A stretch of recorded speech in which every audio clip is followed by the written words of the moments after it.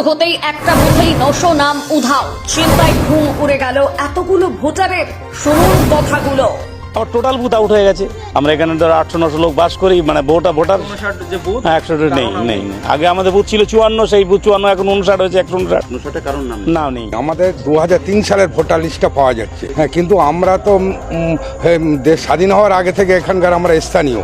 আমাদের জমির দলিল 1934-35 সালের দলিল আমার নিজের আছে, 1934 সালের দলিল আছে, হ্যাঁ।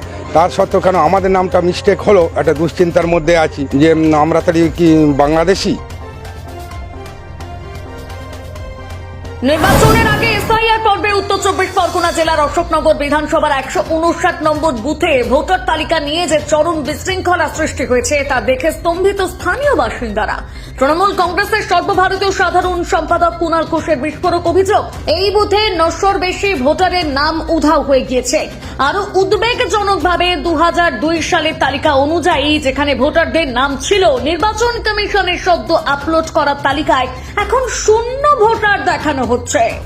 আরো বিস্ময়কর ঘটনা উত্তর 24 পরগনার অশোকনগরে বুথ নাম্বার 159, এখন দেখাচ্ছে কোনো ভোটার নেই। কি করে হতে পারে? বলছে ভোটার নেই, একটা বুথ আছে, ভোটাররা গেলেন কোথায়? কোথায় গেলেন তারা? তার তো একটা উত্তর থাকবে, নেই। আবার দেখুন booth number 61, entries from serial number 3432-414 আর মিসিং। অর্থাৎ অশোকনগর বিধানসভায় বুথ নাম্বার 61, সেখানে 343 থেকে 414 এই এতজন ভোটার, তাদের নাম নেই। অশোকনগরের গুমা ঘোষপাড়া এলাকায় এই আজব কাণ্ডটি প্রকাশ্যে আসার পর স্থানীয়দের মধ্যে তীব্র ক্ষোভের সঞ্চার হয়েছে। তারা প্রশ্ন তুলেছেন, আমরা বৈধ নাগরিক, আমাদের ভোট দেওয়ার অধিকার কেড়ে নেওয়া হচ্ছে কেন? এই শোনার পর থেকে কতটা চিন্তিত? বিশাল চিন্তিত। অনেকে তো সুসাইড করছে চিন্তা করে যে ভোট নেই, আমাদের চলে যেতে হবে দেশ থেকে। দুশ্চিন্তা অবশ্যই হবে, রাত্রে ঘুম হয় না এই নিয়ে চিন্তা। আর আমরা এই প্রথম এই পঞ্চায়েতের আমরা এখানে আদি, আমরা তো এখানে দেশীয় লোক। কি আবেদন জানাবেন? আবেদন আমাদের যাতে হয় এটা দেখতে হবে। এর নির্বাচন কমিশনের ভুল হোক বা যে কোনো মিস্টেক হতে পারে সেটা দেখুক, নয়তো আমাদের অন্য কিছু দেখ, আমাদের কাগজপত্র অন্য দেখাচ্ছি আমরা।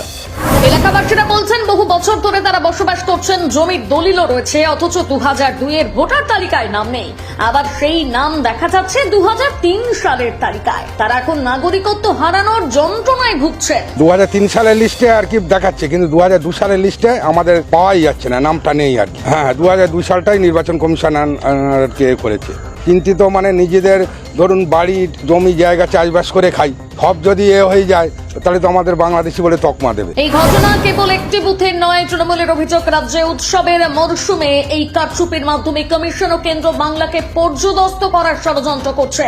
একদিকে কমিশন ভোটার হেল্পলাইন চালু করলেও এমন বিপুল সংখ্যক বৈধ ভোটারের নাম মুছে ফেলার অভিযোগ কমিশনের স্বচ্ছতা নিয়ে বড় সড় প্রশ্ন তুলে দিল। নাম নেই, 2002 সালের ভোটার লিস্টটাই পুরো নেই আমাদের এইখানকার, পুরো এই আমাদের এই পাড়াটারই পুরো লিস্টটাই এখন নেই। পাড়া এটা? ঘোষপাড়া? আমাদের ঘোষপাড়া মালিপাড়া। কতটা চিন্তিত আপনারা? এখন এই যে আমরা খুবই আতঙ্কিত, কি চাইছেন? চাইছেন একটা ব্যবস্থা, চাইছে একটা বিচার হোক। কতটা চিন্তিত গ্রামবাসীরা?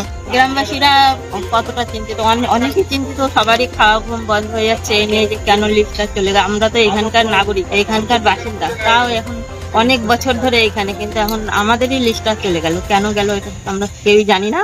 এখন কি করে পাওয়া যাবে সেই ব্যবস্থা চাই। অশোকনগরের মানুষের মনের বর্তমান অবস্থা, হতাশার তীব্র ক্ষোভ যেন বেরিয়ে এলো। তাদের মনে ভয়, নিজেদের গণতান্ত্রিক অধিকার প্রয়োগ করতে পারবেন তো?